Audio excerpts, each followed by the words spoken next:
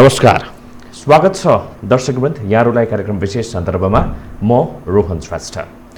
विशेष सन्दर्भको आजको यस श्रृङ्खलामा हामी मुलुकको पछिल्लो राजनैतिक अवस्था, आज त्यसमा पनि प्रधानमन्त्रीको कदम जसलाई चाहिँ विभिन्न आँखाहरूबाट हेरिएको, विभिन्न कोणहरूबाट विश्लेषण गरिएको अवस्था रहेको छ। कसैले भनिरहेको छ यो प्राप्त उपलब्धिहरू जति पनि छन्, संघीयता, धर्मनिरपेक्षता, गणतन्त्र जसलाई हाम्रो संविधानमा अटाइएको अवस्था रहेको छ, त्यो माथि नै धावा बोल्न खोजियो भन्ने किसिमको विश्लेषण पनि भइरहेको छ भने अर्को विश्लेषण भनेको चाहिँ त्यही धर्मनिरपेक्षता, त्यही संघीयता, त्यही गणतन्त्र, फेरि पनि भने त्यही संविधानमा अटाएको चिजको रक्षार्थ नै यो कदम चालिएको भन्ने किसिमका चाहिँ टीका टिप्पणीहरू पनि भइरहेको छ। आखिर चुरो कुरो के रहेछ त? चुरो कुरो के हो? के कुरालाई चाहिँ हामीले साँच्चै नै मनन गर्नुपर्छ, के कुरालाई चाहिँ हामीले साँच्चै नै विचार विश्लेषण गर्नुपर्छ, यही विषयमा आज हामी कुराकानी गर्न जाँदैछौँ। त्यसको लागि आज हामीसँग हाम्रो स्टुडियोमा संविधानविद डाक्टर रुद्र शर्मा आज हामीसँग हुनुहुन्छ। डाक्टर साहब, स्वागत छ यहाँलाई। नमस्कार, धन्यवाद। मैले सुरुमै भने, हजुर भूमिकाकै दौरानमा भने विभिन्न कोणहरूबाट चाहिँ यो संविधानलाई लिएर कुनै पक्षले संविधानमाथिको प्रहारको रूपमा हेरिरहेको छ, कुनै पक्षले संविधान बचाउनको लागि भन्ने किसिमका चाहिँ टीका टिप्पणीहरू, विश्लेषणहरू भइरहेको छ। बुझ्नुपर्ने कुरा के छ यसमा? बुझ्नुपर्ने कुरा के छ भन्नुहुन्छ भने यो संविधान सभाबाट यो संविधान बन्यो, जनताले बनाए, संविधान सभाबाट बनाइयो। अब संविधान सभाबाट बनाइएको संविधानमा सबैको चित्त बुझ्ने अवश्य छैन होला, छैन होला होइन। तर यसमा चाहिँ नि एउटा मुख्य कुरा के छ भन्नुहुन्छ, यो संविधान एउटा बडो लचिलो संविधान छ। यसमा तपाईँ जति पनि संशोधन गर्न सक्नुहुन्छ। केही थोरै कुरादेखि बाहेक धेरै कुराहरू, अलमोस्ट सबै कुराहरू तपाईँ यसमा चाहिँ नि संशोधन गर्न सक्नुहुन्छ। त्यस कारणले गर्दाखेरि एउटा बाटो के छ भन्नुहुन्छ भने एउटा नेपालको अगाडि अहिले आजको दिनमा हामीसँग उपलब्ध सबैभन्दा ठुलो मूल बाटो भनेको के भने यो 72 सालमा जारी भएको संविधान, त्यसको रक्षा गर्ने, त्यो संविधानको रक्षा गरेर सङ्घीय लोकतान्त्रिक गणतन्त्रलाई एउटा प्रगति पथमा लाने, संस्थागत गर्दै अगाडि बढ्ने त्यो एउटा बाटो छ। त्यो भइ पनि रहेछ। त्यो हुँदाहुँदै अब अहिले छिटपुट के सुनिन्छ भन्दाखेरि यो संविधान 72 सालमा जारी भएको संविधान ठिक छैन, यो टिक्दैन, यो टिक्नु हुँदैन, यो खारेज हुनुपर्छ भन्ने कुरा पनि छिटपुट चाहिँ सुनिन्छ। त्यस कारणले त्यही स्कुल अफ थट, त्यही विचारधारा को चाहिँ एउटा प्रतिनिधित्व अहिले प्रधानमन्त्रीले गरे, नेतृत्व प्रधानमन्त्रीले गर्नुहुन्छ र त्यसैको चाहिँ नि एउटा छिटपुट बाछिटाको रूपमा संसद विघटन गर्ने अथवा चाहिँ यो संविधानको ट्र्याकबाट अलिकति बाहिर जान खोज्ने, संविधानलाई हेर्दैखेरि नमिल्दो किसिमले व्याख्या गर्ने र त्यसमा अड्डी कसने, त्यस्तो चाहिँ गरेको हो कि भन्ने तपाईको कुरालाई बुझ्ने हो, मनन गर्ने हो भने प्रधानमन्त्रीले साँच्चै नै अर्को स्कुल अफ थट, यसको चाहिँ प्रधानमन्त्रीको ठ्याक्कै विपक्षीको स्कुल अफ थटबाट जसरी चाहिँ गाइड भएको छ संविधानमाथि निर्मम प्रहार, त्यसरी बुझौँ। अब प्रधानमन्त्री भएको हिसाबले प्रधानमन्त्रीले नै यो संविधानको रक्षा गर्ने हो, संविधानको नै पालना गर्ने हो र संविधानको कार्यान्वयन गर्ने नै प्रमुख जिम्मेवारी कसको हुन्छ भन्दा संविधान प्रधानमन्त्रीकै हुन्छ होइन। अब त्यो क्याबिनेटले हुन्छ, सरकारले गर्छ। तर अब चाहिँ अदृश्य रूपमा यो संविधानलाई मन नपराउने शक्तिको पनि नेतृत्व उहाँले नै गर्नुभएको हो भने यो त एउटा चरम एउटा विरोधाभासपूर्ण कुरा हो, नहुने कुरा हो होइन। यो चाहिँ यो बडो अप्ठ्यारो कुरा हो। त्यस कारणले गर्दाखेरि अब यस्तो अवस्था किन आयो, यस्तो अवस्था किन आयो त त्यसमा अलिकति जानुपर्छ। किन आयो भन्नुहुन्छ भने संविधानप्रति असन्तुष्टि छ मान्छेले ओनरसिप लिन सकेको छैन संविधानको, होइन ओनरसिप पब्लिकली, ओनरसिप कुरा गरौँ, जनजातिको कुरा गरौँ, ओनरसिप ल्या छ, नल्या होइन। किन ल्या छ भन्नुहुन्छ भने यो संविधानप्रति ओनरसिप प्रशस्त छ। अस्ति तपाईँले पिपलको संविधान बन्या छ र संविधान दिवसको दिनलाई हेर्ने हो भनेदेखि चाहिँ हामीले त्यो दिन चाहिँ कालो दिन भनेर मनाउने पनि एउटा फ्र्याक्सन त छैन। यस्तो छ, जति बेला संविधान बन्यो, संविधान बन्दाखेरि विशेष गरी तराईमा यसको चाहिँ असन्तुष्टि देखियो होइन।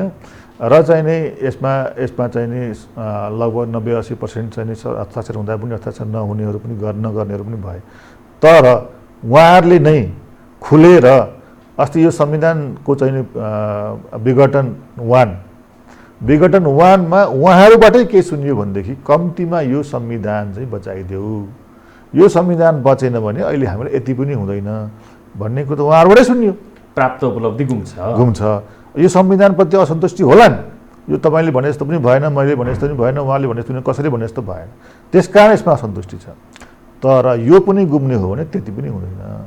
त्यसकारणले गर्दा अबको त्यसकारणले जतिसुकै असन्तुष्टि भए पनि ती असन्तुष्टिहरूलाई एड्रेस गर्ने, ती असन्तुष्टिहरूलाई चाहिँ नि सम्हाल्ने र बिस्तारै वान आफ्टर एनदर सबै असन्तुष्टिहरूलाई चाहिँ नि निर्केल गर्ने चाहिँ बाटो कहाँ छ भन्दा संविधानले नै दिएको छ, संविधानभित्र नै छ।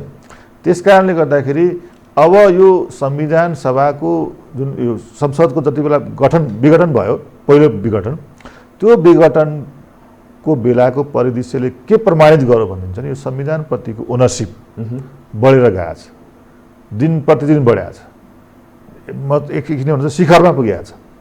तर एट द सेम टाइम त्यही समयमा एउटा ठुलो एउटा षड्यन्त्र, कन्स्पिरेसी थ्योरी भन्छ नि, षड्यन्त्रमा विश्वास गर्ने र चाहिँ नि के हुन्छ भनेदेखि एउटा चाहिँ पर्दा पछाडिको खेलमा विश्वास गर्ने एउटा चाहिँ नि थट के सुनिन्छ भने यो संविधान अब जाँदैछ, कोल्याप्स हुँदैछ, सिस्टमै कोल्याप्स हुँदैछ होइन। त्यो चाहिँ नि त्यसलाई रुचाउने, यो संविधानको मृत्युको कामना गर्ने होइन, यो संविधानको अल्पायुको कामना गर्ने स्वरहरू सुनिने। यो स्वरहरू कसरी चाहिँ डेभलप भयो त भन्दाखेरि राजनीतिक दल जसले चाहिँ संविधानमाथि ओनरसिप लिनुपर्ने हो, जसले चाहिँ संविधानको पूर्ण कार्यान्वयनको दिशातर्फ चाहिँ उन्मुख हुनुपर्ने हो, उनीहरूकै काम गराइ रवैयाको कारणले गर्दाखेरि पनि मान्छेले आज चाहिँ के भन्न थालेका छन् त भन्दाखेरि यो संविधान हाम्रो त ओनरसिप थिएन, अब त राज्य पक्षबाट पनि यस्तो हुन थालेपछि अझ झन् त्यो धारा उपधाराहरू खेलाउने हो भनेदेखि त आफ्नै हिसाबको चाहिँ व्याख्या, आफ्नै हिसाबको चाहिँ तर्क गर्दाखेरि त वाट इज द युज भन्ने किसिमको चाहिँ सेन्टिमेन्ट यति बेला चाहिँ डेभलप भइरहेको छ। त्यो कसरी हेर्ने, त्यो हो। तर गर्ने कि नगर्ने? तर म तपाईँलाई फेरि पनि अहिलेकै दृष्टान्त दिन्छु। अहिलेको दृष्टान्त कसरी दिन्छु भन्दाखेरि यो संविधानले चाहिँ तपाईँलाई यो जतिसुकै असन्तुष्टि भए पनि त्यो असन्तुष्टिलाई समाधान गर्ने बाटो दिन्छ। जस्तै जहाँबाट कसरी भन्दा संशोधन मार्फत। त्यस कारणले जसले संविधान रुचाउनुहुन्न, जसले संविधान चाहिँदैन भन्नुहुन्छ, जसले संविधानको मृत्युको कामना गर्नुहुन्छ, उहाँहरूलाई म के आह्वान गर्न चाहन्छु भनेदेखि तपाईँले त्यो बाटो छोडेर संविधानको संशोधनमा आउनुहोस्, संविधानको संशोधनको पक्षमा आउनुहोस्। किन संशोधन त फेरि धेरै चिजहरूले चाहिँ संशोधन मागेको अवस्था रहेको छ नि त, धेरै धर्मका कुरा छन्, गणतन्त्र आफैको कुरा छ। यी कुरालाई चाहिँ यो संविधानको आँखाले हेर्ने कि नहेर्ने, हटाउने कि नहटाउने, यो संविधानभित्र प्राय सबै कुरा संशोधन गर्न सकिन्छ। तपाईँ गणतन्त्रकै कुरा गर्नुहुन्छ भने पनि गणतन्त्रलाई ब्याकट्र्याक गर्नेदेखि बाहेक जस्तो राजाकै स्थानमा सुरक्षित गर्ने एउटा कम्प्रोमाइजको पोलिटिक्समा जाने कुरा पनि यो संविधानभित्रबाट सम्भव छ। तपाईँ धर्मकै कुरा गर्नुहुन्छ भने पनि धारा 4को व्याख्या मार्फत चाहिँ एउटा चाहिँ के हुन्छ भने एउटा हिन्दू धर्मलाई एउटा सेफ एउटा स्ट्यान्ड दिने ठाउँ चाहिँ यो धारा 4बाट पनि हुन्छ। तर तपाईँले यति पनि रहेन, यो संविधान कोल्याप्स भयो भने भोलि तपाईँ यति पनि पाउनुहुन्न। किन भन्नुहुन्छ भने तपाईँले यो संविधान सभाले बनाएको संविधान हो, जतिसुकै नराम्रो होस्, टेक्निकल्ली चाहिँ यो गाह्रै होस् अथवा चाहिँ यसमा चाहिँ अशुद्धहरू हुन्, डिफिकल्टी हुन्, नमिलेको होस्, त्यसका बावजुद पनि तपाईँले फेरि यो संविधान कोल्याप्स भएर अर्को संविधान बनाउनु पर्यो भने फेरि तपाईँले कि त त्यो संविधान सभाभन्दा ठुलो अथोरिटी त दुनियाँमा काहीँ पनि हुँदैन, छैन होइन। यो संविधान परको व्यवस्था के त? संविधान भनेको त म जस्तो संविधानविदहरूले 2-4 जना बसेर बनाउने एउटा फाइन ट्युनिङ गरेको टेक्निकल डकुमेन्ट मात्रै होइन नि, त्यसमा त जनताले ओनरसिप लिएको भन्ने कुरा आउनु पऱ्यो नि। त्यो त संविधान सभाबाट त भयो नि त होइन, त्यसमा पनि केही कुराहरू होलान्, त्यसमा चाहिँ नि सुझावहरू नलिएको आदि इत्यादि कुराहरू होलान्। त्यसका बावजुद पनि संविधान सभाले बनाएको भन्ने त छ नि। त्यस कारण यसलाई तपाईँ जतिसुकै पनि संशोधन गर्न सक्नुहुन्छ, संशोधन गरेर यसलाई चाहिँ नि फाइन ट्युनिङ गर्न सक्नुहुन्छ, विभिन्न कुराहरूको एड्रेस गर्न सक्नुहुन्छ। तर सम्झिनुहोस् यो संविधान कुनै कारणले रहेन भनेदेखि यो जस्तो चाहिँ नि भएन भनेदेखि ती सबै शक्तिहरूलाई चाहिँ त्यति टेक्ने ठाउँ पनि हुँदैन। त्यस कारणले यो नबुझेको कारणले गर्दाखेरि चाहिँ यस्तो भइरहेछ। यो संविधानको मृत्युको कामना गर्नेहरू, यो संविधानको खारेजीको वकालत गर्नेहरूलाई चाहिँ के हुन्छ भने यो चाहिँ बुझ्ने आवश्यक छ र नेताहरूले पनि यो कुरा बुझाउनु आवश्यक छ। र चाहिँ नि 72 छोडेर 47मै फर्क्यौँ भन्नेमा कुनै तुक छैन होइन। अब त्यो बसको लागि बस त होला, बसहरू सबै ओपन हुनुपर्छ। हेर्नुहोस्, कसैले त्यो भन्छ भने पनि त्यो बहसलाई त्यो कुरालाई सुनिदिनुपर्छ। किनभनेदेखि त्यो सुनिदिनु भनेको के हो भने मान्छेको आफ्नो मनमा भएको कुण्ठालाई भेन्टिलेट गर्ने पनि हो होइन। त्यस कारणले कसैले 47 मा फर्किनुपर्छ भनेर भन्दैमा त्यो भन्दैमा अछुत हुने पनि होइन नि, किनभने प्रजातन्त्रमा सबैको फ्रिडम अफ एक्सप्रेसन हुन्छ होइन। तर अब त्यो 47 मा जानु हो भनेदेखि तपाईँ के हुन्छ भन्नुहुन्छ भने त्यो अथोरिटी त्यो भ्यालिडिटी त हुँदैन नि।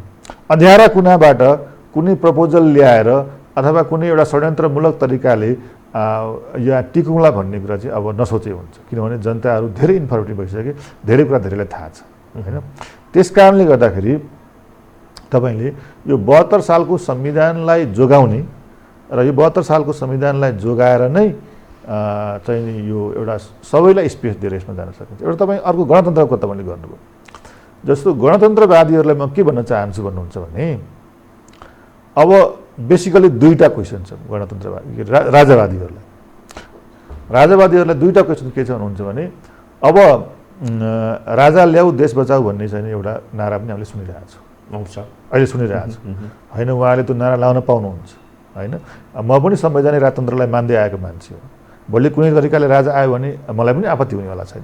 तर बेसिक कुरा के हो भन्नुहुन्छ भने जति पनि मान्छेहरूले अहिले राजाको पक्षमा वकालत गरिरहेछन् त्यो मान्छेको कुरा सुन्दाखेरि एउटा के देखिन्छ भन्नुहुन्छ भने पखलास यो सबै भाडबैलामा गयो, यो संविधान खारेज हुन्छ, यो व्यवस्था टिक्दैन, त्यसपछि राजा आउँछन्, राजा आएपछि तिमीलाई देखाइदिन्छु भन्ने खालको एउटा भावना तिनीहरूमा देखिन्छ। त्यसको मतलब के हो भने एउटा एक्जिक्युटिभ राजा, कार्यकारी राजा, अधिकार सहितको राजा, त्यसको त कुनै गुन्जाइस छैन। अधिकार सहितको एउटा कार्यकारी खालको एउटा संवैधानिक भन्नुहोस् अथवा जस्तो भन्नुहोस् त्यस्तो राजतन्त्रको त कुनै गुन्जाइस छैन होइन। त्यस कारणले गर्दाखेरि त्यो आफैमा मिल्दैन, त्यो भन्नेहरूको तर्क आफैमा कन्ट्राडिक्ट हुन्छ। कस्तो किसिमको राजाको परिकल्पना चाहिँ गर्न सकिन्छ त भन्ने कुरा हो कि कस्तो खालको पनि राजाको परिकल्पना गर्न सक्दैन, त्यो गइसक्यो। राजतन्त्र भन्नेको अवशेषै छैन भन्ने अब त्यसको कल्पना गर्न सक्दैन। यदि मैले तपाईँलाई अघि भने यदि म एउटा संवैधानिक राजतन्त्र मान्दै आएको मान्छे भएको हुनाले यदि कुनै कारणले भइहाल्यो भनेदेखि त्यसमा मेरो आपत्ति हुँदैन मैले पनि। तर म कुनै खालको राजतन्त्रको के अरे म कल्पना गर्न सक्दिनँ। हामी गणतन्त्रमा गइसक्यौँ। किन सक्दैन भन्नुहुन्छ भने नेपालको राजतन्त्र भनेको के हो भने एउटा जनताले जोगाएर हुर्काएर राजा भागेर दिल्ली गएकाबाट खोजेर ल्याएर राखेर हुर्काएको राजतन्त्र हो नि त। तर राजतन्त्रले प्रजातन्त्रलाई बारम्बार धोका दिएको इतिहास छ। म तपाईँलाई यो शब्द फेरि भनौँ, राजतन्त्रले प्रजातन्त्रलाई बारम्बार ठाउँ पाउने बित्तिकै धोका दिएको इतिहास छ। तर अब फेरि कुनै पनि खालको राजतन्त्रको तपाईँ कल्पना गर्नुहुन्छ भने राजतन्त्रले फेरि जनतालाई अथवा प्रजातन्त्रलाई धोका दिँदैन भन्ने कुराको ग्यारेन्टी खोइ। त्यो त दलहरूको अकर्मण्यताको कारणले गर्दाखेरि, दलहरू चाहिँ जनताको बन्न नसक्दाको कारणले गर्दाखेरि चाहिँ त्यस्तो किसिमको चाहिँ कदमहरू चाहिँ अगाडि चालिएको हो भन्ने पनि उहाँहरूको बुझाइ चाहिँ छ नि। होइन, दलहरूको विकल्प राजतन्त्र त हुन सक्दैन नि त। दलहरूको अकर्मण्यता, दलहरूको चाहिँ दिशाविहीनता, दलहरूको इनइफेक्टिभनेस, त्यसको चाहिँ विकल्प त राजतन्त्र हुन सक्दैन नि त। दलहरूको विकल्प, दलहरूको अकर्मण्यता के हुन्छ भने सुधारिएको दल हुन्छ नि त। दल भनेको त एउटा स्पेसिफिक मान्छे त होइन नि त। एउटा तपाईँले अहिले जो चित्रमा देख्नु त्यो होइन नि त। त्यो त आज हुन्छ भोलि नहुन पनि सक्छ। तर राजतन्त्र भनेको त के हुन्छ एउटा स्पेसिफिक व्यक्ति होइन, एउटा स्पेसिफिक संस्था, त्यो एउटा हाम्रो परिपाटी हो। भन्नाले मुलुकको समसामयिक राजनीतिक अवस्थालाई हेर्ने हो भनेदेखि त्यो संस्थाको भूमिका खोज्नु नै गलत हो भनेर बुझौँ होइन। त्यो भूमिकाको राजतन्त्रको तपाईँ भूमिका खोज्नुभन्दा पहिला दुईवटा बेसिक प्रश्नको उत्तर आउनु पऱ्यो नि त। जस्तो म वास्तवमा मैले तपाईँलाई खोलेरै भने म संवैधानिक राजतन्त्र मान्दै आएको मान्छे, मलाई भोलि कुनै कारणले संवैधानिक राजतन्त्र आएछ भने पनि आपत्ति नहुने मान्छे। तर म के भन्छु भन्नुहुन्छ भने दुईवटा प्रश्न म पहिला गर्छु। पहिला प्रश्न के भन्दाखेरि राजतन्त्रले प्रजातन्त्रलाई बारम्बार धोका दिएको इतिहास छ, तथ्य छ होइन। भोलि कुनै कारणले राजतन्त्रको केही इतिहास भएछ भने पनि राजतन्त्रले प्रजातन्त्रलाई धोका दिँदैन भन्ने ग्यारेन्टी के? कुन खालको तपाईँले राजतन्त्रको परिकल्पना गर्नुहुन्छ त्यसका जब कि तपाईँ चाहिँ नि त्यो राजतन्त्रले प्रजातन्त्रलाई धोका दिँदैन भन्ने कुरा तपाईँ भन्न सक्नुहुन्छ। फेरि एट द सेम टाइम तपाईँलाई अर्को परिदृश्य के छ भन्नुहुन्छ भने जति पनि राजावादी कुराहरू गर्ने मान्छेहरू छन् त्यो उनीहरूको चाहिँ सेन्टिमेन्ट अहिले नै के देखिन्छ भन्नुहुन्छ भने राजा आउँछन्, राजा ल्याउँछौँ र तिमीलाई देखाइदिन्छौँ भन्नुको मतलब के भन्दाखेरि कार्यकारी राजा, अधिकार सहितको राजा। अब अधिकार सहितको राजाको त कुनै सम्भावना छैन, कुनै कल्पना गर्न सक्दैन, तर उनीहरूको नियतमा त अहिले नै खराबी देखियो। त अनि त्यसपछि राजतन्त्रले प्रजातन्त्रलाई फेरि पनि धोका नदिने भन्ने कुरा त कुनै ग्यारेन्टी छैन। मैले अलिकति अहिलेको गणतन्त्रात्मक राष्ट्रपति संस्थासँग पनि लगेर जोड्न चाहे होइन। तपाईँले भन्नुभयो राजतन्त्रले प्रजातन्त्रलाई पटक पटक धोका दियो होइन, त्यसमा विभिन्न प्रश्नहरू चाहिँ केलाउनु पनि भयो तपाईँ। यतातिर आएर हेर्ने भने अहिले पनि त्यो संस्था राष्ट्रपति संस्थामाथि पनि प्रश्न चिन्हहरू चाहिँ खडा भइरहेको अवस्था रहेको छ। प्रजातन्त्रमाथि अझ भन्नु लोकतन्त्रमाथि गणतन्त्रमाथि चाहिँ धावा बोल्न खोजे राष्ट्रपतिले भन्ने किसिमका चाहिँ आवाजहरू पनि गाइया गुइया सुनिन्छ। भनेपछि यो परिदृश्यमा चाहिँ हामीले राष्ट्रपति संस्थाको भूमिका खोज्ने कि नखोज्ने त? राजतन्त्र हुँदाखेरि राज संस्थाको विषयमा चाहिँ हामी मुलुकको समयसामयिक वर्तमान राजनैतिक अवस्थामा राज संस्थाको भूमिका हामी नखोज्ने हो भने राष्ट्रपतीय संस्थामा जाँदाखेरि चाहिँ यो प्रश्न किन? होइन, राष्ट्रपतिको संस्थाको मिल्छ यसलाई जोडेर हेर्नलाई? जोडेर हेर्न मिल्छ। कसरी हेर्न मिल्छ भने पहिलो कुरा तपाईँ कसरी हेर्नुहोस् भन्दाखेरि राज संस्था, राजतन्त्र, राजा जसले चाहिँ एउटा हेड अफ द स्टेट राष्ट्र प्रमुखको रूपमा भूमिका गर्नुपर्ने हुन्छ। राष्ट्र प्रमुखको रूपमा भूमिका गर्दै आएकोमा राजतन्त्रबाट राजाबाट प्रजातन्त्रलाई बारम्बार धोका भएको कारणले राजतन्त्रलाई हामीले अन्त्य गऱ्यौँ। गणतन्त्र आयो होइन। गणतन्त्र आइसकेपछि पनि हामीले संविधान लेख्दा के भयो भन्दाखेरि फेरि त्यहाँ पनि कुनै न कुनै किसिमको राज्य प्रमुख राष्ट्र प्रमुखको व्यवस्था त गर्नै पर्यो होइन। अब तपाईँ केही समय त हामी राष्ट्र प्रमुख विहीन पनि भएर बस्यौँ। गिरिजाले चाहिँ नि प्रधानमन्त्री राष्ट्रपतिको एउटा काम पनि गर्नुभयो। त्यति बेला चाहिँ संविधान बनाउँदाखेरि हामीले बडो सोच विचार गरेर के हुन्छ नि यो राष्ट्र प्रमुख भन्ने कुरा चाहिँ यो राजाकै अवशेषको रूपमा आउने हो कि होइन, फेरि पनि प्रजातन्त्रलाई धोका दिने हो कि भन्ने हिसाबले बडो सोची विचारिकन यसलाई चाहिँ कुनै पनि अधिकार नदिकन अधिकारविहीन एउटा चाहिँ नि एउटा सेरिमोनियल मात्रै पनि होइन, सेरिमोनियल भन्दा पनि कम ट्युटोरियल नाम मात्रको राष्ट्र प्रमुखको व्यवस्था चाहिँ हामीले संविधानमा गरे हो। ६३ को संविधानमा पनि र ७२ को संविधानमा पनि। त्यसकारणले आजको दिनमा त्यो राष्ट्र प्रमुखको अथवा राष्ट्रपतिको भूमिकाको व्याख्या गर्दाखेरि संविधानभित्र राष्ट्रपतिको भूमिकाको चर्चा गर्दाखेरि हामीले के बिर्सिनु हुँदैन भन्दाखेरि हामीले यो संविधानमा राष्ट्रपतिको व्यवस्था कुन ब्याकग्राउन्डमा गर्यौँ, कुन पृष्ठभूमिमा गर्यौँ भन्दाखेरि एउटा निरङ्कुश राजतन्त्रलाई विदा गरेर गणतन्त्रमा हामीले चाहिँ नि राष्ट्रपतिको व्यवस्था गरे हो। त्यो गणतन्त्रमा गरिएको राष्ट्रपतिको व्यवस्था भनेको के भने त्यो राष्ट्रपतिको हिसाबले राष्ट्राध्यक्षको हिसाबले कुनै पनि अधिकार राष्ट्रसँग छैन। संविधानको व्याख्या यो यही संविधानको व्याख्या त्यो छ। त्यही कारणले गर्दाखेरि चाहिँ राष्ट्रपतिले मन्त्री परिषदबाट जे जस्तो चाहिँ डिसिजन आयो त्यो कुरामा उहाँले तोक्लाइदिनु भयो, सिग्नेचर गरिदिनु भयो, किनभने उहाँसँग त हातमा केही पनि छैन नि त। भनेपछि त्यही कुरालाई लिएर चाहिँ राष्ट्रपतिले पनि असंवैधानिक कदम चाले, संविधान विपरीतको कदम चाले भन्ने किसिमको चाहिँ विश्लेषण भइरहेछ। यो कुरालाई मान्ने हो भनेदेखि चाहिँ राष्ट्रपति संस्थालाई दोषी देखाउने कि नदेखाउने? होइन, राष्ट्रपतिको त्यो हिसाबले हेर्दाखेरि राष्ट्रपतिको अर्को पाटो तपाईँलाई भनौँ, किनभने उहाँसँग त केही छैन नि त हातमा त। राष्ट्रपतिसँग कुनै पनि कार्यकारी अधिकार छैन। तर के छ भने राष्ट्रपतिको एउटा परम दायित्व एउटा कर्तव्य के हुन्छ भने संविधानको रक्षा गर्ने। यो संविधानमा जे छ यो संविधानको रक्षा गर्ने राष्ट्रपतिको एउटा दायित्व हुन्छ, कर्तव्य हुन्छ। त्यो कुनै कार्यकारी अधिकार चाहिँ हुँदैन उसको कार्यकारी अधिकार नभएपछि एउटा राष्ट्रपतिको एउटा प्रमुख एउटा चाहिँ कर्तव्य के हुन्छ भने सम्पूर्ण एउटा पोलिटिकल कम्युनिटीको एडमिनिस्ट्रेसन गर्ने एउटा चाहिँ कोअर्डिनेसन गर्ने चाहिँ मुलुकको राष्ट्रपतिले गर्ने हुन्छ जेनरली होइन। त्यस कारणले गर्दा राष्ट्रपतिले चाहिँ प्रधानमन्त्रीले लगेको प्रत्येक प्रपोजलको चाहिँ प्रत्येक इस्युको भोलि इन्डोर्स गर्नुपर्छ होइन। तर इन्डोर्स गर्दाखेरि त्यो चाहिँ अलिकति चाहिँ नि त्यसले चाहिँ के छ भने एउटा त्यो राष्ट्रपति बोल्दाखेरि चाहिँ एउटा नेसन नै बोल्ने हिसाबले होइन। राष्ट्रपतिले चाहिँ के छ भने राष्ट्रको प्रतीक भएको हुनाले राष्ट्रको प्रतीक भएको हुनाले यो नेसनले नै त्यसलाई इन्डोर्स गरेको ठहरिन्छ। प्रधानमन्त्री चाहिँ के हुन्छ भने एउटा दलीय पोलिटिक्सबाट आएको मान्छे हुन्छ। दलीय पोलिटिक्सबाट आएको मान्छे हो भएको हुनाले उसको दलीय दाउपेच, दलीय स्वार्थ, सत्ताको चाहिँ नि दायाँ बायाँको कुराहरू प्रधानमन्त्रीसँग हुन्छ, राष्ट्रपतिसँग त्यो हुनु हुँदैन।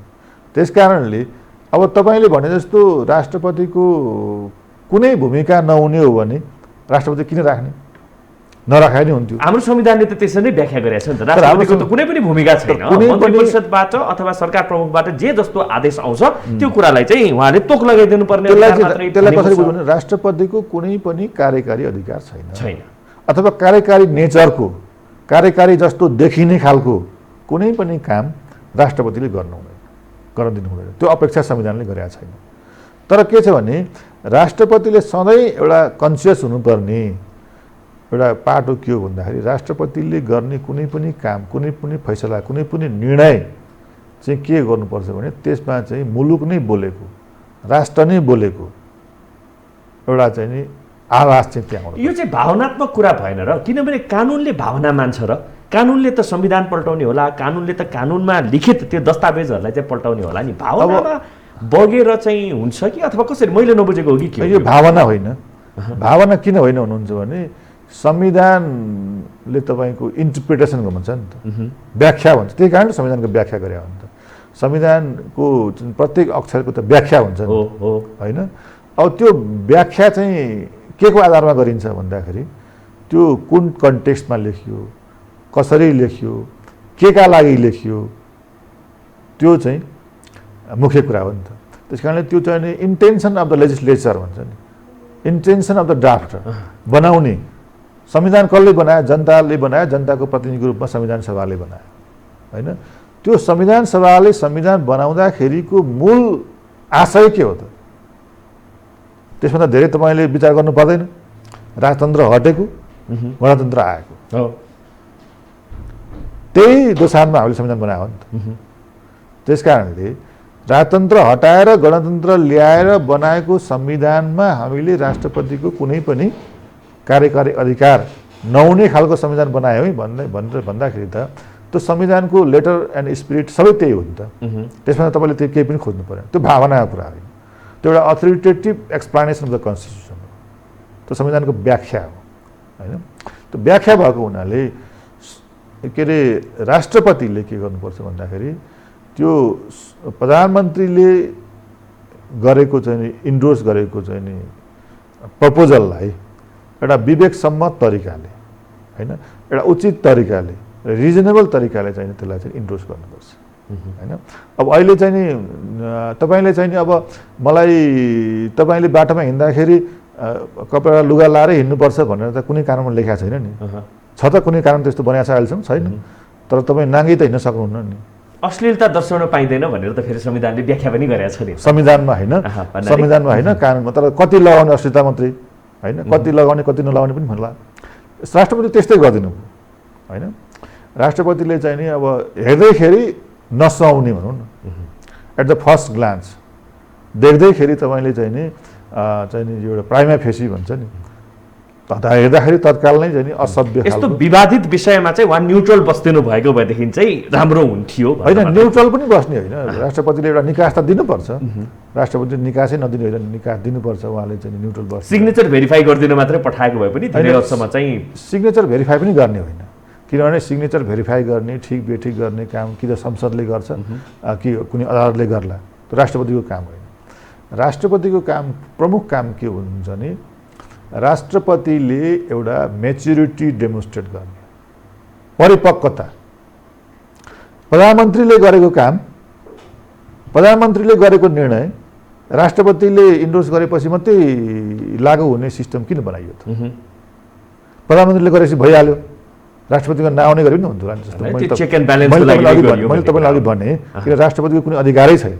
डाक्टर भाइ, यो पछिल्लो समयलाई हेर्ने हो भने नि हाम्रो अब तपाईँले पनि अघि भन्नुभयो होइन, प्रधानमन्त्रीकै कारणले गर्दाखेरि चाहिँ संविधानलाई नै धावा बोल्न खोजियो भन्ने किसिमको चाहिँ बुझाइ पनि रहेको छ होइन। पछिल्लो समयलाई हेर्ने हो भने, अहिलेको कन्टेम्पोरेरी पोलिटिकल इन्भाइरोमेन्टलाई हेर्ने हो भने हुन त अब विचाराधीन छ, सुनवाई चलि नै रहेको छ त्यो मुद्दामा। यसलाई कसरी चाहिँ हेर्न सकिन्छ, कसरी व्याख्या गर्न सकिन्छ? आधार के छ के साँच्चै नै प्रधानमन्त्रीले चाहिँ संविधानमाथिको बर्खिलाफ गर्न खोजेको हुन् भनेर भन्न सक्ने? तपाईँको यसै अघिकै कुरा कन्टिन्यू गरौँ।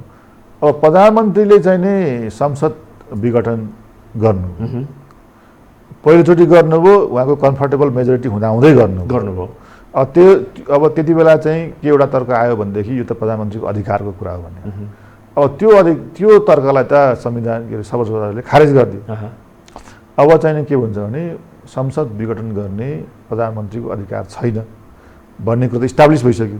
त्यसमा धेरै बहस गर्नु पर्यो, धेरै बहस गर्नै परेन। अब अहिले चाहिँ नि अब एउटा स्ट्यान्डिङ इस्यु के छ भन्नुहुन्छ भने 76.5 को चाहिँ नि किन व्यवस्था गरियो। 76.5 बमोजिम अब यो अहिले चाहिँ नि शेरबहादुर देउवालाई प्रधानमन्त्री बनाउने व्यवस्था के हो होइन, त्यो कुरा चाहिँ अहिले मुख्य कुरा हो होइन। त्यस कारणले 76.5 को व्याख्या गर्दा पहिलो बुझ्नुपर्ने कुरा के हुनुहुन्छ भने 76.5 भनेको एउटा चाहिँ नि एक्सेप्सनल सिचुएसन हो होइन, एउटा चाहिँ नि एक्सेप्सनल सिचुएसन हो। त्यो 76.5 पहिला चाहिँ राखेको थिएन, 1, 2, 3, 4 राखेपछि पछि मात्रै राखेको हो भन्ने कुरा त विभिन्न दस्तावेजहरूमा त्यो आइसकेको छ होइन। त्यस कारणले यो 76.5 को औचित्य पहिला तपाईँ हेर्नुहोस् अनि औचित्य के छ त्यसको भन्ने कुरा हो।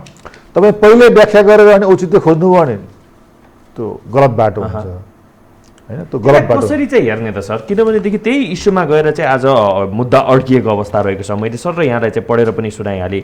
उपधारा 3(5) मा उपधारा 3 बमोजिम नियुक्त प्रधानमन्त्रीले उपधारा 4 बमोजिम विश्वासको मत प्राप्त गर्न नसकेमा उपधारा 2 बमोजिमको कुनै सदस्यले प्रतिनिधि सभामा विश्वासको मत प्राप्त गर्न सक्ने आधार प्रस्तुत गरेमा राष्ट्रपतिले त्यस्तो सदस्यलाई प्रधानमन्त्री नियुक्त गर्नेछ भनेर चाहिँ भनिसकेको यो अवस्थामा यही मुद्दालाई लिएर चाहिँ किन यति धेरै चाहिँ गन्जागोल, किन यति धेरै चाहिँ यो किन यति धेरै भयो भन्ने विभिन्न किसिमबाट चाहिँ टिप्पणीहरू धारा 76.5 को औचित्य नखोजिकन व्याख्यामा गएको हुनाले यो चाहिँ नि यति लामो कुरा गर्नु पर्यो। त्यसको औचित्यमा जाउँ न त, समयको अलि अन्त्यतिर छ, त्यही भएर अलि सर्टकट। औचित्य के हो भन्नुहुन्छ भने पहिला धारा 76.5 को औचित्य तपाईँ इस्टाब्लिस गर्नुहोस्। त्यो किन राखियो त? एकमा पनि धारा 76(1) मा पनि अन्तर्गत प्रधानमन्त्री बन्छ, 2 अन्तर्गत पनि प्रधानमन्त्री बन्छ, 3 अन्तर्गत पनि प्रधानमन्त्री बन्छ, अनि 4 मा विश्वासको मतको कुरा छ, 5 अन्तर्गत प्रधानमन्त्री बन्छ। भनेपछि त्यो धारा 76.5 को औचित्यको तपाईँ पहिला भलिमाथि व्याख्या गर्नुहोस् अनि त्यसको व्याख्या गर्नुहोस्। तपाईँले पहिला चाहिँ धारा 76.5 को व्याख्या गर्ने अनि त्यसको औचित्य खोज्न थाल्नु भने त्यो उल्टो बाटो पर्छ, त्यहाँ गन्जागोल हुन्छ, त्यहाँ तपाईँ फस्नुहुन्छ, त्यहाँ बुझ्नुहुन्न। त्यस कारणले पहिलो तथ्य के हो भन्नुहुन्छ भने धारा 76.5 चाहिँ यो संविधान बनाउँदाखेरि पहिला राखिएको थिएन, पछि राखियो भन्ने कुरो त सार्वजनिक भइसक्यो। एउटा कुरो, एउटा तथ्य त्यो भयो औचित्यको कुरा। अब किन राखियो भन्दाखेरि अर्को कुरा धारा 76(1), 2, 3 अन्तर्गत विभिन्न खालका सरकार बन्छन्। एउटा सरकार काम गर्छ, अर्को त्यो एउटा सरकारको एउटा कन्टेक्स्ट हुन्छ, अर्को सरकार अर्को कन्टेक्स्टमा आउँछ, अर्को सरकार अर्को कन्टेक्स्टमा। त्यो प्रत्येक के हो भने एउटा चाहिँ वैकल्पिक सिचुएसनको सामना गर्नका लागि बनाउने वैकल्पिक सरकार हो। एउटै सरकारको कन्टिन्युसन त होइन नि हैन।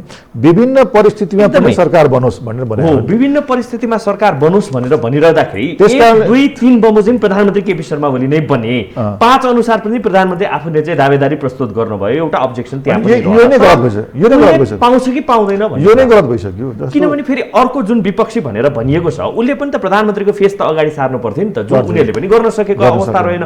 भनेपछि त त्यो पनि नहुने त्यो पनि नहुने, मुलुक त भ्याक्युममा गयो नि त फेरि।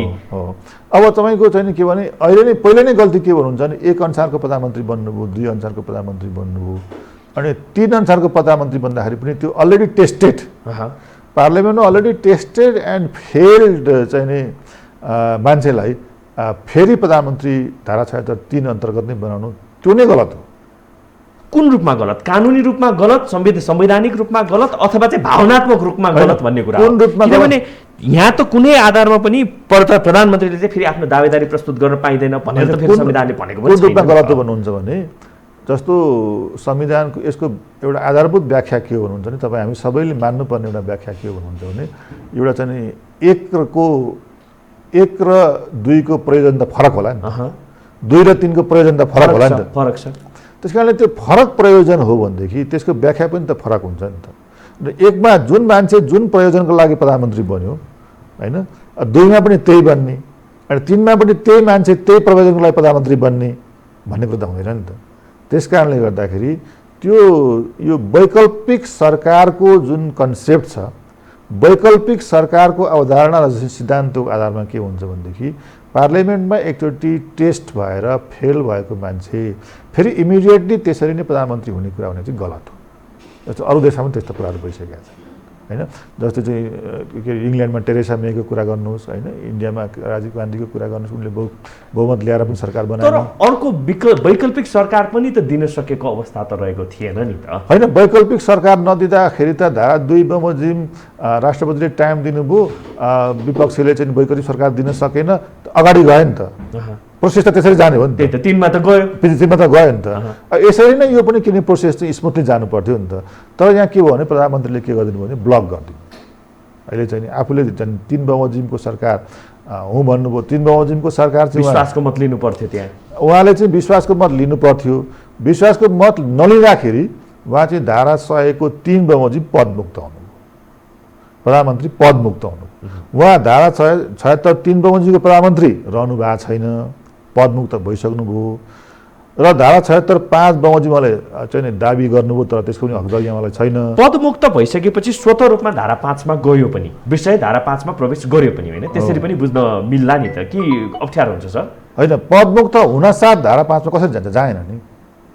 उहाँ पदमुक्त हुनुभयो, विश्वासको मत नलिसकेपछि पदमुक्त हुनुभयो। विश्वासको मत नलिएपछि उहाँ धारा 100 को 3 बमोजिम पदमुक्त हुनुभयो होइन।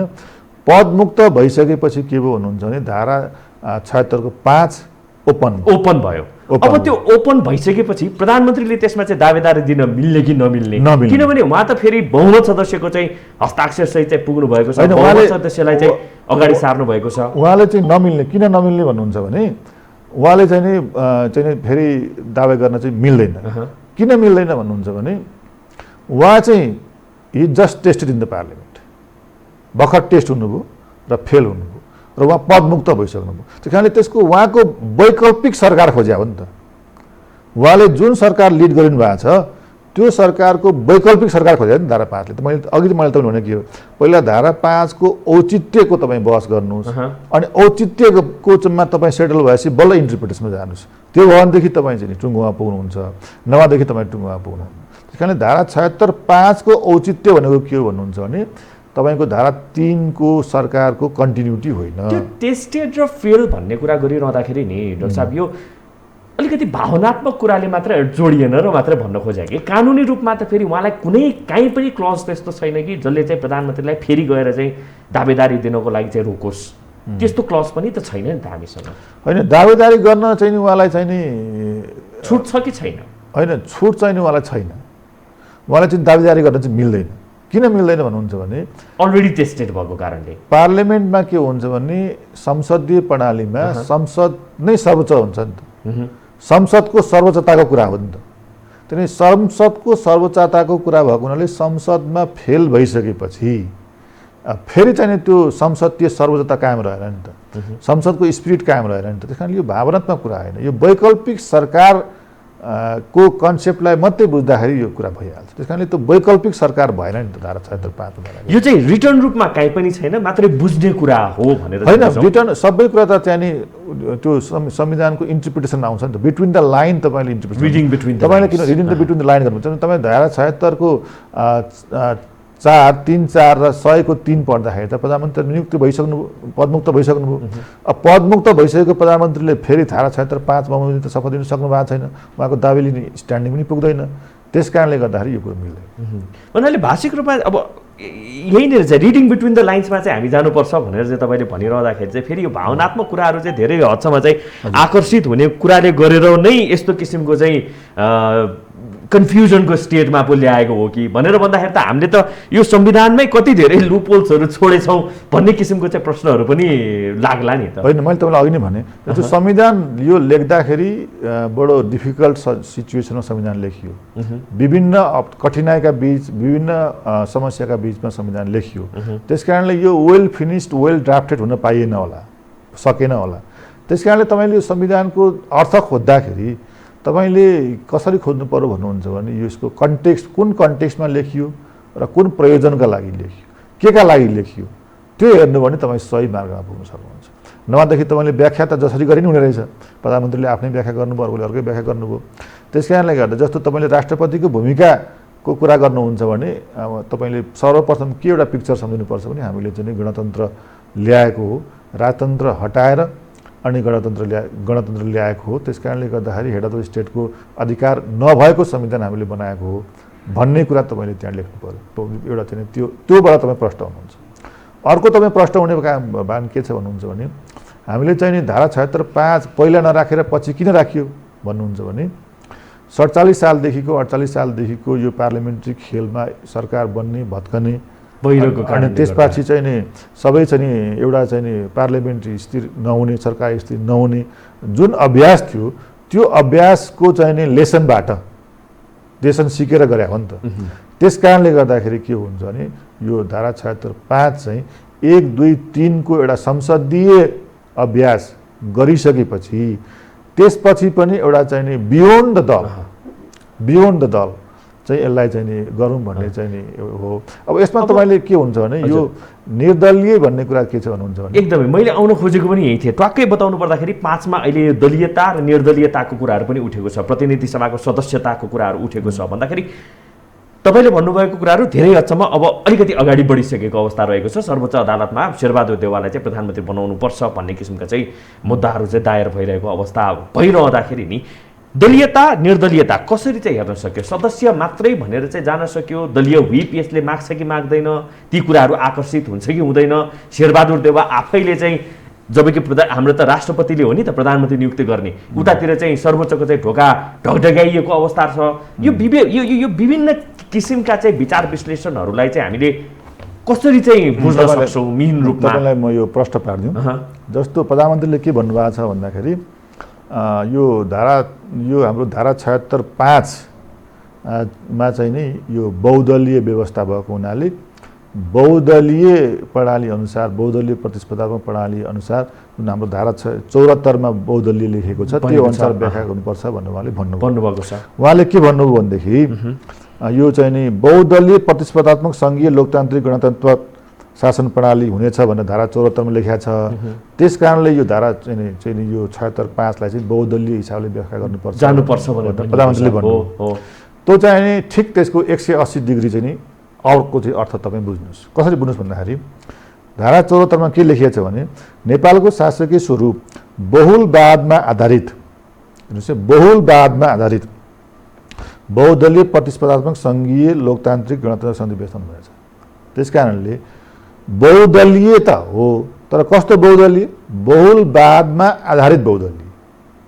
वाद भनेको त फेरि बहुलवाद, यसको विश्लेषण त फेरि छुट्टै होला नि त, फिलोसफिकल पोइन्ट अफ भ्यूबाट जाला नि त। यो त फिलोसफी यहाँ संविधानमा त्यही छ नि।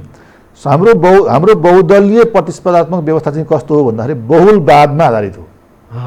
बहुलवादमा आधारित बहुदलीय हो। विभिन्न किसिमका चाहिँ डक्ट्रिनहरू फलो गर्नेहरू चाहिँ बहुदलको रूपमा चाहिँ बसेको छ भनेर चाहिँ बहुदल भनेको चाहिँ दुईटा मात्रै दल भयो भने बहुदल भइहाल्यो, दुईभन्दा बढी। तर त्यो चाहिँ के हुनु पर्यो भने जस्तो अब कुनै एउटा चाहिँ निरङ्कुश शासन व्यवस्थामा एउटा दल छ, अर्को दल कुनै एउटा मुख्य दल बनाइदियो भने बहुदल त भइहाल्यो नि, होइन? त्यसकारण त्यस्तो व्यवस्था होइन यो चाहिँ के हो भने बहुलवादमा आधारित बहुदलीय व्यवस्था हो। बहुलवादमा आधारित बहुदलीय व्यवस्था भनेको के हो भने कुनै एउटा कन्टेक्स्टमा जति पनि शक्तिहरू छन्, जति पनि फोर्सेसहरू पनि छन्, जति पनि एक्टरहरू छन्, ती सबैको काउन्ट हुने, ती सबैको अस्तित्व हुने, ती सबैको महत्त्व हुने व्यवस्था चाहिँ के हो भन्दाखेरि बहुलवाद भयो। अनि त्यस कारणले यो धारा 76(5) चाहिँ के हुनु पर्यो भने तपाईँले बहुलवादमा आधारित यो धारा 76 लाई तपाईँले कसरी हेर्नु पर्यो भने बहुलवादमा आधारित।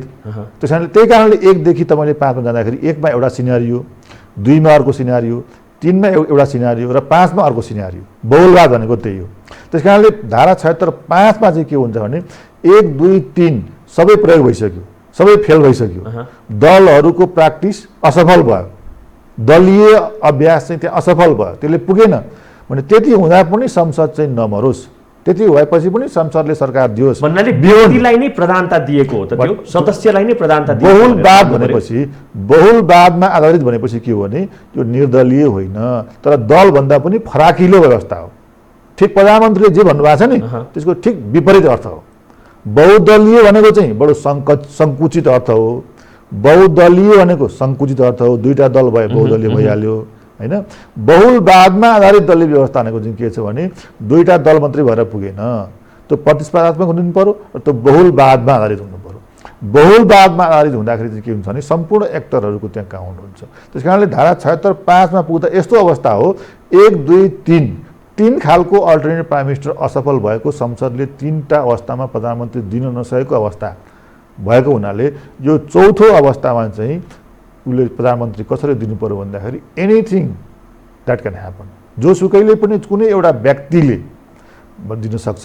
त्यसैले धारा 76(2) निर्दलीय व्यवस्था पनि त होइन नि त। भोलि गएर प्रतिनिधि सभा पुनर्स्थापना भयो भने पनि उसको बस्ने ठाउँ कुन हो भन्ने किसिमले पनि तर्कहरू यति बेला चाहिँ भइरहेको छ कि दल बेगर त व्यक्ति भएको छैन नि त। हाम्रो राजनीतिक संस्कारलाई, हाम्रो संसदलाई हेर्ने हो भनेदेखि त होइन, त्यो चाहिँ त्यो त्यो त्यो त्यो कन्टेक्स्ट त चाहिँ नि पुरा भइसक्यो हुन्छ नि। धारा 76(5) मा पुग्दाखेरि त्यो तपाईँले 1 बमोजिमको 2 बमोजिमको 3 बमोजिमको जुन अभ्यास गर्नुहुन्छ नि त्यसले भएन, हामीलाई त्यसले पुगेन। जेनरली त्यही हुने हो, जेनरली तपाईँले भनेकै त्यही हुने हो। तर हामी बहुदल मात्रै छैन, बहुलवादमा आधारित बहुदलमा छ। बहुलवादमा आधारित बहुदल भएको कारणले गर्दा के हुन्छ भने त्यो 1 र 2, 3 को अभ्यास त हामी असफल भइसक्यो नि। त्यो यो संसदले त्यो 3टा प्र्याक्टिस त गरिसक्यो हैन। त्यसबाट अगाडि बढिसक्यो। अगाडि गइसकेपछि 5 मा पुगेपछि के हुन्छ भन्नुहुन्छ भने बहुलवादमा आधारित बहुदलीय प्रतिस्पर्धा हुँदाखेरि के हुन्छ भने त्यो सिनारियो रहँदैन, त्यो प्र्याक्टिस रहँदैन, त्यो अभ्यास रहँदैन हैन। कुनै एउटा व्यक्तिले पनि संसदमा विश्वासको मत हैन, धारा 2 बमोजिमको प्रधानमन्त्री भनेको छ, धारा 2 मा पनि व्यक्ति नै प्रधानमन्त्री हुने हो। धारा 2 मा प्रधानमन्त्री हुनलाई संसदीय दलको नेता हुनु पर्दैन। उपधारा 1 को प्रधानमन्त्री हुनलाई संसदीय दलको नेता हुनुपर्छ। 2 मा संसदीय दलको नेता हुनु पर्दैन हैन। 5 ले पनि त्यो कुरा त झन् माग्दैन। संसदको कुनै पनि सदस्यले कुनै पनि तरिकाले संसदको विश्वास प्राप्त गर्ने, संसदको विश्वास प्राप्त गर्ने। त्यसकारण संसदको विश्वास प्राप्त गरिसकेपछि अनि ऊ प्रधानमन्त्री हुने। त्यसकारण त्यस्तो अवस्थामा चाहिँ हुइप पनि लाग्दैन। किन हुइप लाग्दैन भन्नुहुन्छ भनेदेखि यसको चाहिँ नि दार्शनिक पक्ष, यसको फिलोसफिक पक्ष के हुनुहुन्छ भने त्यो जनताको प्रतिनिधित्व गर्ने हो नि त। जनताको प्रतिनिधित्व दल मार्फत गर्ने एउटा सिनारियो हो। त्यो 1, 2, 3 मा भयो।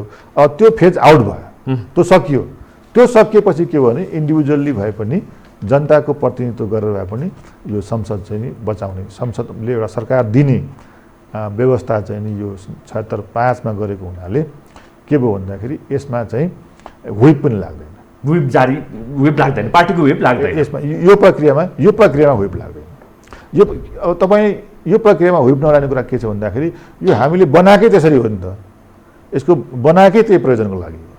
त्यस कारणले गर्दा यसमा व्हिप पनि लाग्दैन। तर फेरि अब यो के भनिएको छ भने उपधारा 2 बमोजिम भनेर जाँदाखेरि त फेरि सभामा कुनै दलको स्पष्ट बहुमत भन्ने कुराहरू गरेको छ हैन। दलीय कुराहरू त फेरि उपधारा 2 ले त गरेको छ नि त मन्त्री परिषद गठनको विषय। उपधारा 2 हेर्नुस् न, उपधारा 2 मा पनि तपाईको 2 वा 2 भन्दा बढी दलको बहुमत प्राप्त गर्न सक्ने प्रतिनिधि सभाको सदस्यलाई राष्ट्रपति प्रधानमन्त्री बनाउनु छ नि त। उपधारा 2 मा तपाई प्रधानमन्त्री हुनको लागि संसदीय दलको नेता हुनु पर्दैन, कुनै दलको मान्छे पनि हुनु पर्दैन, भयो पनि ठिकै छ। भन्नाले 1 को लागि मात्रै संसदीय दलले चाहिँ उ राख्यो, दलको चाहिँ मान्यता रह्यो। उपधारा 1 को प्रधानमन्त्री हुनलाई संसदीय दलको नेता हुनु पर्यो, बाँकीको लागि परेन। संसदीय दलको नेता हुनु परेन हैन। 3 मा पनि हेर्नुस्, यो 3 मा पनि यो 1, 2 नभएपछि विश्वासको मत प्राप्त गर्न सक्ने राष्ट्रपतिले सभामा सबैभन्दा बढी सदस्यहरू भएको दलको संसदीय दलको नेतालाई 3 मा पनि संसदीय दलको हुनु पर्यो।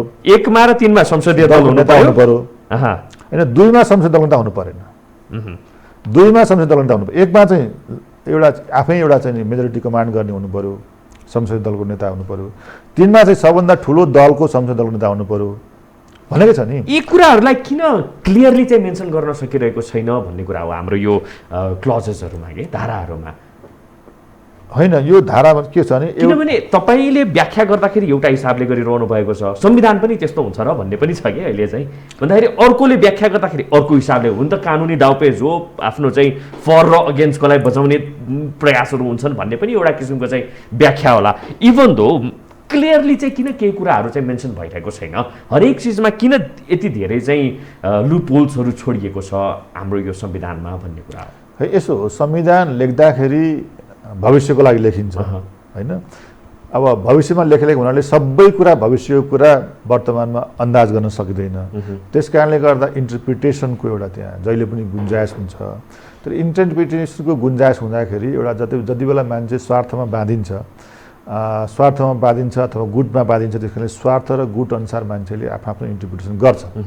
त्यस कारणले स्वार्थ र गुटमा बाँधिएपछि मान्छेले फरक इन्टरप्रिटेसन आइहाल्छ। तर तपाईँले असली चाहिँ नि इन्टरप्रिटेसन त्यसको के हो भन्नको लागि चाहिँ दुईवटा कुरा तपाईँले हेर्नुपर्छ। एउटा कुरा त्यो संविधान लेख्दाखेरि, त्यो कानुन लेख्दाखेरिको त्यसको प्रयोजन के हो, त्यसको आवश्यकता कसरी त्यो हेर्नु पर्यो एउटा कुरो।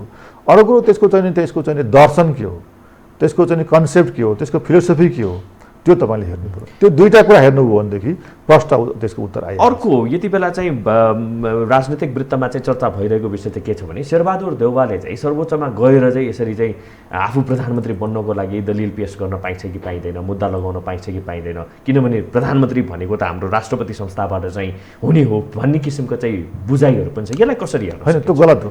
प्रधानमन्त्री राष्ट्रपतिले दिने होइन, प्रधानमन्त्री सर्वोच्चले दिने पनि होइन। प्रधानमन्त्री दिने संसदले हो। प्रधानमन्त्री उत्पादन गर्ने एकमात्र संस्था भनेको संसद हो, संसदले दिने होइन। तर के भने संसदीय प्रक्रियालाई प्रधानमन्त्रीले डिरेल गरिदिनु भयो। जुन संविधान अनुसार जुन जाने एउटा स्वाभाविक प्रक्रियालाई प्रधानमन्त्रीले डिरेल गरिदिनु भयो, त्यसमा कन्स्पिरेसी गरिदिनु भयो। त्यस कारणले गर्दाखेरि संविधान अनुसारको जुन प्रक्रिया जुन छ नि, त्यो अवरुद्ध प्रक्रियालाई चाहिँ नि एउटा चाहिँ आफ्नो कोर्समा जाओस् भन्नको लागि सर्वोच्चमा जानुभयो। सर्वोच्चले पनि के हुन्छ भने सर्वोच्चले पनि प्रधानमन्त्री नियुक्ति गर्ने होइन, राष्ट्रपतिले पनि प्रधानमन्त्री नियुक्ति गर्ने होइन। प्रधानमन्त्री नियुक्ति गर्ने, प्रधानमन्त्री उत्पादन गर्ने संस्था भनेको के संसद नै हो। संसदीय सर्वोच्चता भनेकै त्यही हो, संसदीय शासन प्रणाली भनेकै त्यही हो। त्यस कारणले अब अहिले के हुनसक्छ भन्नुहुन्छ भने सर्वोच्चले जुन यो प्रधानमन्त्री शेरबहादुर देउवालाई प्रधानमन्त्री बनाउने प्रक्रिया जहाँ अवरुद्ध भएको छ, त्यो प्रक्रियालाई स्मुथली चाहिँ नि जाने गरी जाओस् भनेर सर्वोच्चले आदेश गर्यो भनेदेखि अटोमेटिकली शेरबहादुर देउवा प्रधानमन्त्री भइहाल्नुहुन्छ भन्ने हिसाबले मान्छेले के बुझे भन्नुहुन्छ भनेदेखि यो राष्ट्रपतिले चाहिँ प्रधानमन्त्री बनाउने, सर्वोच्चले प्रधानमन्त्री बनाउने भन्ने हिसाबले मान्छेले बुझ्या होइन, त्यसरी बुझ्नु हुँदैन। अल्टिमेटली शेरबहादुर देउवा प्रधानमन्त्री भए पनि फेरि संविधानमा आएर विश्वासको मत लिनैपर्छ। त्यस कारणले प्रधानमन्त्री बनाउने संस्था, प्रधानमन्त्री उत्पादन गर्ने संस्था भनेको संसद नै हो, राष्ट्रपति पनि होइन, संसद पनि भएन। तर अहिले चाहिँ प्रधानमन्त्रीले बडो षड्यन्त्रतापूर्वक चाहिँ नि यो प्रधानमन्त्री बनाउने, शेरबहादुर देउवालाई प्रधानमन्त्री हुने बाटो चाहिँ अवरोध गरेको छ र प्रधानमन्त्री र राष्ट्रपतिको दुवैको मिलेमतमा अवरोध गरेको हुनाले त्यो प्रक्रियालाई अनलक गर्ने, त्यसलाई चाहिँ नि एउटा चाहिँ नि सुचारू गर्ने आदेश चाहिँ सर्वोच्चले दियो भने अटोमेटिकली शेरबहादुर देउवा प्रधानमन्त्री हुनुहुन्छ भन्ने हिसाबले मान्छेले त्यसो भने होला, त्यसरी बुझ्नु हुँदैन। हुन्छ डाक्टर साहब, धेरै धेरै धन्यवाद हाम्रो स्टुडियोमा आइदिनु भयो। यो चाहिँ केही मुद्दाहरूमा चाहिँ पछिल्लो समय देखा परेका चाहिँ केही मुद्दाहरूमा चाहिँ आफ्ना विश्लेषणहरू राखिदिनु भयो, बुझाइदिने प्रयास गर्नुभयो। यहाँलाई धेरै धेरै धन्यवाद। दर्शक यहाँमा धेरै धेरै धन्यवाद आज हामीलाई साथ दिनुभएकोमा। हेर्दै रहनु होला, यो हो टेलिभिजन। नमस्कार।